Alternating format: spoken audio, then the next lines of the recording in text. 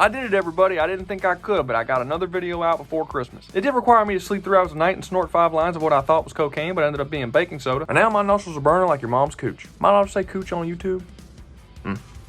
Guess we're about to find out. But I try not to dwell on the bad, so let's get started. In my Is Jin a Good Character video, I mentioned the possibility of making a God of War video, and some people seem to really like that idea, so here we are. Now, this isn't my first God of War video. I actually did make one about a year ago, before I really got serious about making YouTube videos. So if you want to see some of my thoughts on God of War 2018 and Ragnarok, go check that out. It's not a very good video. It's pretty shitty. But if you feel like checking it out and want to roast me in the comments, that's always an option. Anyway, today's video isn't about the game as a whole or the story. It's about the character of Kratos. There's a widespread belief that the Norse games do justice to Kratos' character and have him go through a natural evolution from the Greek games. But it's one of the better examples of character development across an entire franchise. And while I would never sit here and say that these people are wrong, they're not wrong. Like, I wouldn't use the word wrong. Like, what would be a good word for, like, right, but not like right? You know what I mean? Like, kind of like right, but the exact opposite of right. Like, kind of nothing like right. Anyway, whatever that word is, that's what these people are. What I believe and have believed since the 2018 God of War game came out is that Kratos was just straight up retconned. This is a completely different character, and there's absolutely no character development that brought the Greek Kratos from God of War 3 all the way to this Kratos. They have virtually nothing in common, and I do not believe that this was the natural next step to God of War 3. And I believe that the only reason why the fans haven't rioted in the streets about this massive character change is because there are way more people who played the Norse God of War games than played the original Greek ones. God of War 3, the best-selling God of War game at the time, only sold 5 million units,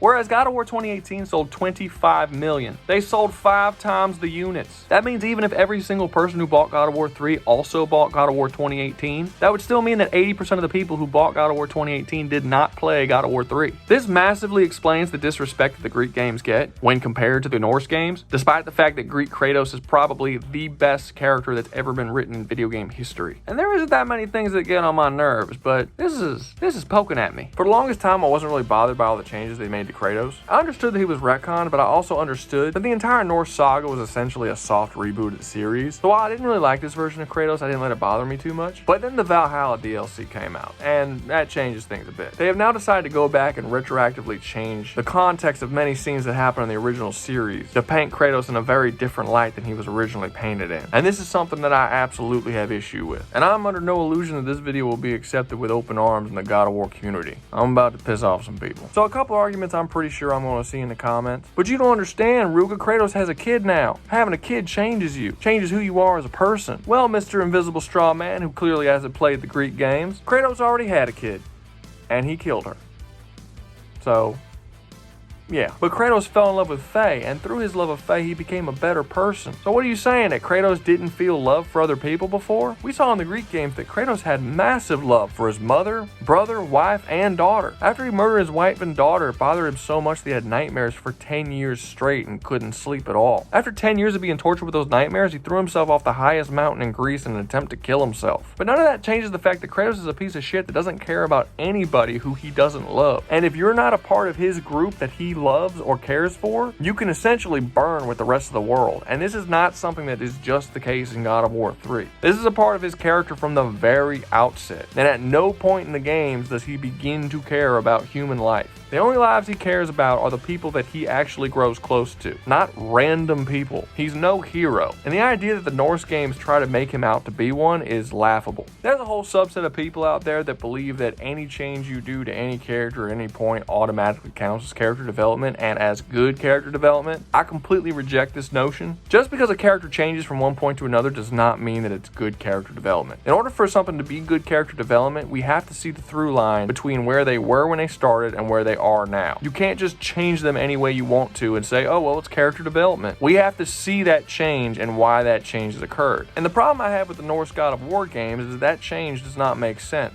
The person who Kratos was at the end of God of War 3 would never become the person who Kratos is at the beginning of God of War 2018. And if he is going to get to that point, we need to see why and how, and we never do. They just decided to start writing him that way in God of War 2018 without explanation. And then they decided to go back in God of War Valhalla and start revisiting old scenes and retconning the context of what happened in those scenes so that this new version of Kratos makes sense. I apologize ahead of time if this video starts to feel a little bit like a clip show. It just seemed like this time around the best way to get my point across was to show actual video evidence of exactly what I'm talking about. And if you don't like the clips in here and you prefer that I just made the video like I normally do with just me talking through the whole thing? Comment down below so I know. Personally, I think the clips break up the pace of the video and feel a little bit unprofessional, but then again, I did try to snort coke just to make this video, so maybe that ship's already sailed. So let's go over a couple of them scenes, shall we? And then you can decide for yourself whether or not I'm full of shit, or maybe I might just have a bit of a point.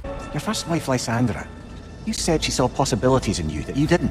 She suggested I did not have to be who I had chosen to be.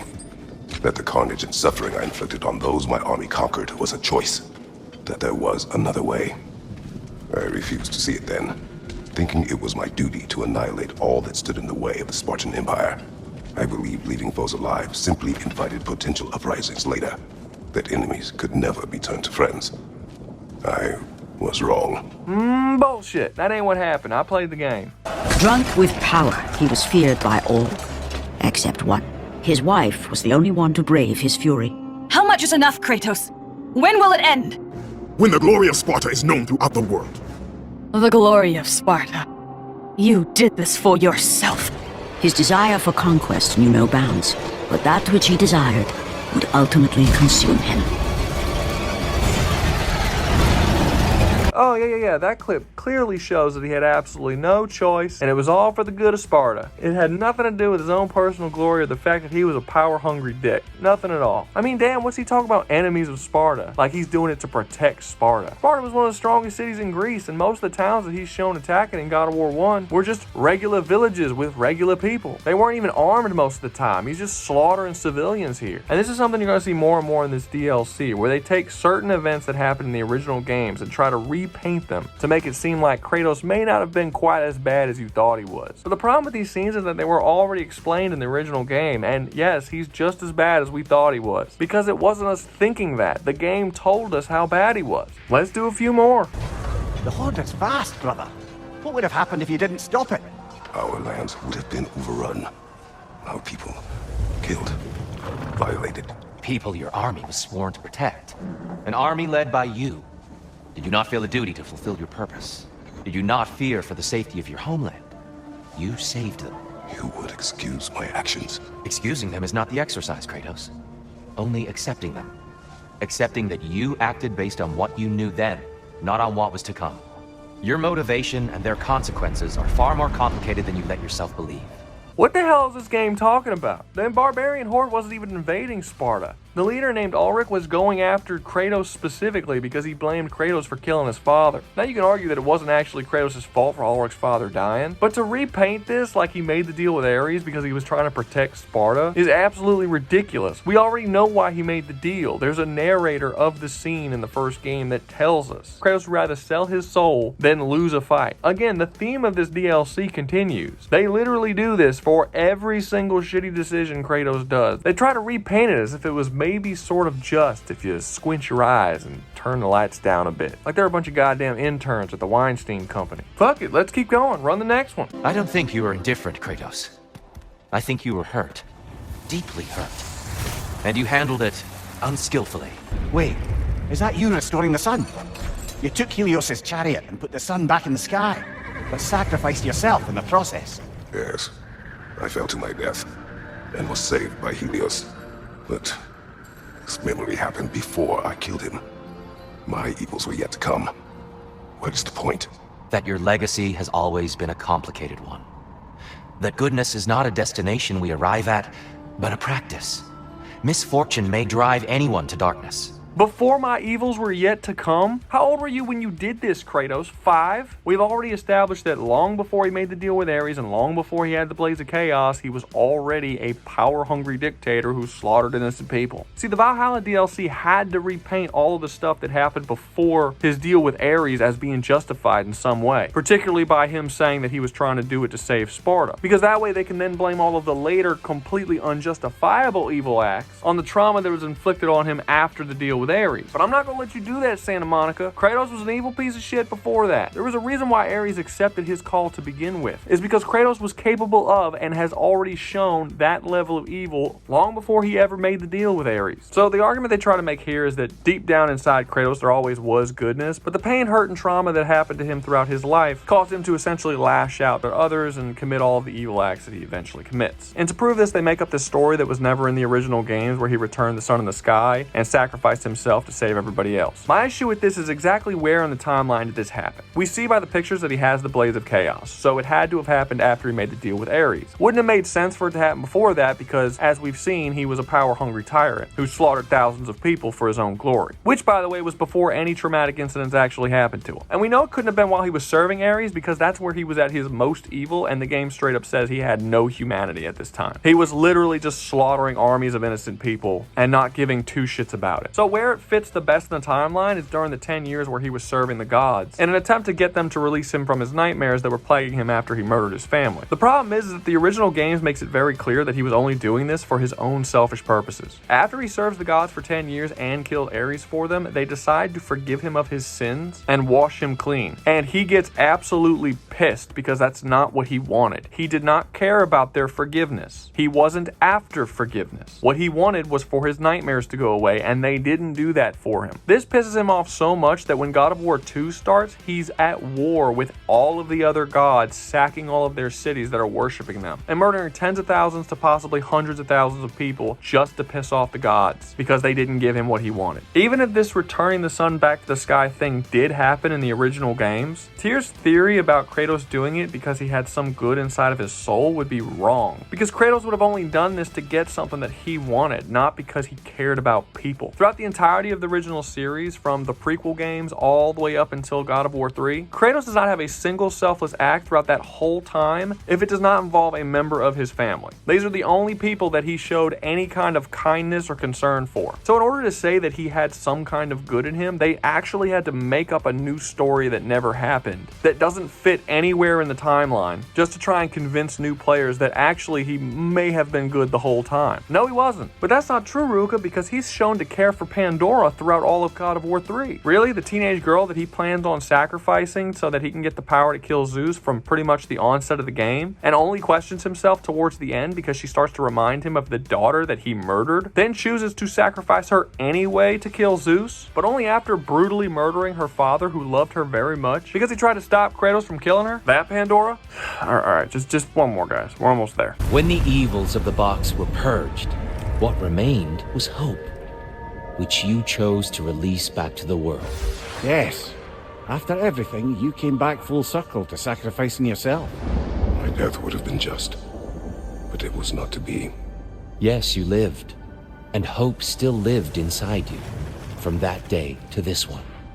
One might say you brought hope back to these realms after a long slumber. I kind of feel like I'm beating a dead horse at this point, but that didn't happen. Sorry, I'm eating a strawberry. It's like really juicy. It's like super juicy.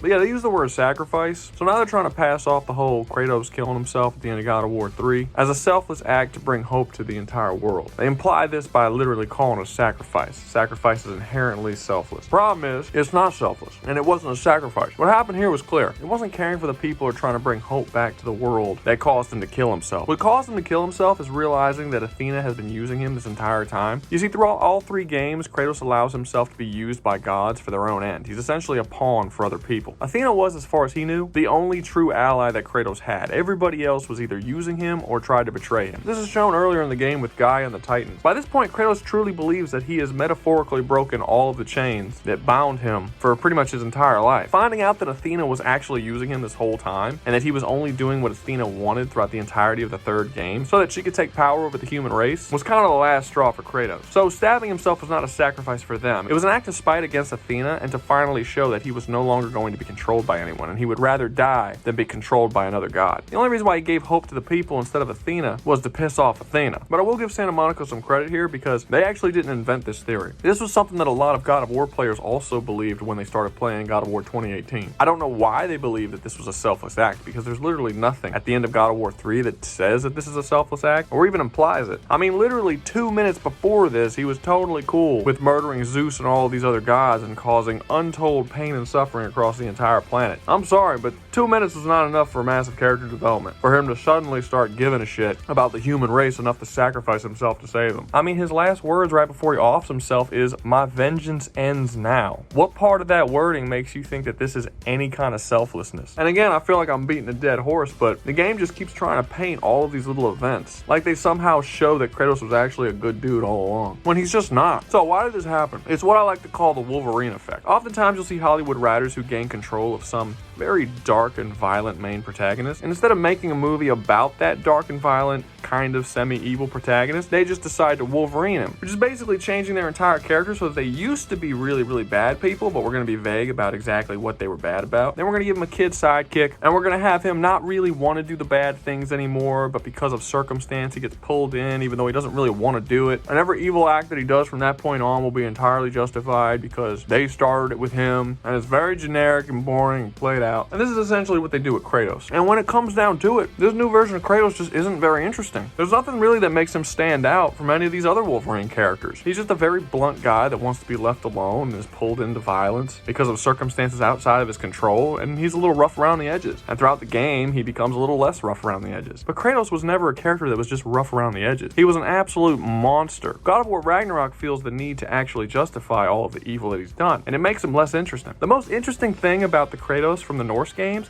is that he used to be the Kratos from the Greek games. Outside of that, he's just boring. And that's about it. Now, I know this video doesn't exactly give Greek or Norse Kratos their due the way it really should, but that's because this isn't a character analysis. If you want an actual legit character analysis of Kratos, I can do that. Just comment below if that's something you're interested in. But this video was not a deep dive of their character, it was just how they retconned him from the original game. Do me a favor and let me know if you like this kind of style with the clips more than my previous style. I'm not a huge fan of it, but I could probably work on it and improve it and make it a little more seamless. Or let me know if this is something that you're not at all interested in and you just want me to go back to the way I was doing it before. Chances are I'll probably swap back and forth. I like to experiment and do different things. Anyway, that's going to be all for me today. If you enjoyed the video, please like, subscribe, click that little bell icon, and everybody have a Merry Christmas. Y'all be safe out there, you hear?